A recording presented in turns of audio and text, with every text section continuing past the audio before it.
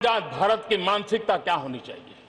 आजाद भारत की मानसिकता होनी चाहिए वोकल फॉर लोकल। हमारे जो स्थानीय उत्पाद है उसका हमने गौरवगान करना चाहिए।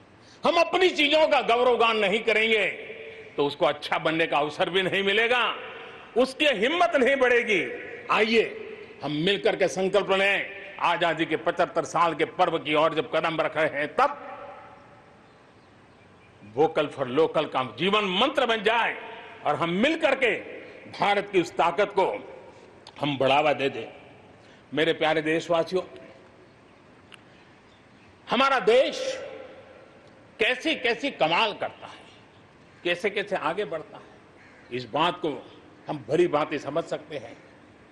कौन सोच सकता था कि कभी गरीबों के जनधन खाते में लाखों करोड़ों रुपए सीधे ट्रांसफर हो जाएंगे? कौन सोच सकता था कि किसानों की भलाई के लिए एपीएमसी जैसा एक्ट में इतने बदलाव हो जाएंगे? कौन सोचता था हमारे व्यापारी आलम पे जो लटकती तलवार थी, एसेंशियल कमोडिटी एक्ट, इतने सालों के बाद वो भी बदल जाएगा? कौन सोचता था कि हमारा स्पेस सेक्टर हमारे देश के युवाओं के लिए खुला कर दिया जाएगा? आज हम देख रहे हैं, राष्ट्रीय शिक्षा नीति हो, one nation one ration card की बात हो, वन नेशन वन ग्रिड की बात हो, वन नेशन वन टैक्स की बात हो, इंसॉल्वेंसी और बैंक्रप्सी कोड उसकी बात हो, चाहे बैंकों को मर्जर करने का प्रयास हो, देश की सच्चाई बन चुकी है, देश की हकीकत है। भारत में परिवर्तन के इस कालखंड में रिफॉर्म्स के परिणामों को दुनिया देख रही है। एक के बाद एक दूसरे से जुड़े हुए हम जो रिफॉर्म्स कर रहे हैं उसको दुनिया बहुत बारीकी से देख रही है और उसी का कारण है बीते वर्ष भारत में एफडीआई में अब तक के सारे रिकॉर्ड तोड़ दिए। फॉरेन डायरेक्ट इन्वेस्टमेंट अब तक के सारे रिकॉर्ड तोड़ दिए। बीते वर्ष भारत में एफडीआई में 18% की वृद्धि हुई है, बढ़ोतरी हुई है। और इसलिए कोरोना काल में भी दुनिया की बड़ी बड़ी कंपनियां भारत की ओर रुख ले रही हैं। ये विश्वास ऐसे ही पैदा नहीं हुआ है, ऐसे ही दुनिया मोहित नहीं हुई है।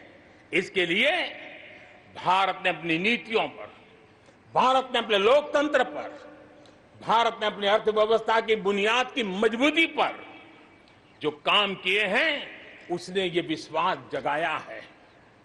दुनिया भर के अनेक बिजनेस भारत को सप्लाई चेन के केंद्र के रूप में आज देख रहे हैं। अब हमें मेक इन इंडिया के साथ साथ मेक फॉर वर्ल्ड ये मंत्र को लेकर के भी हमें आगे बढ़ना है।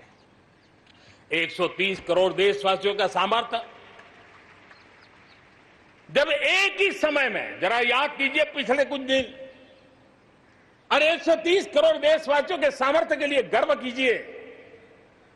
कोरोना के इस महाकालखंड में एक तरफ चक्रवात, पूरब में भी चक्रवात, पश्चिम में भी चक्रवात, बिजली गिरने से अनेक लोगों की मौत की खबरें, कहीं पर बार बार भूस्खलन की घटनाएं, छोटे मोटे भूकंप के झटके।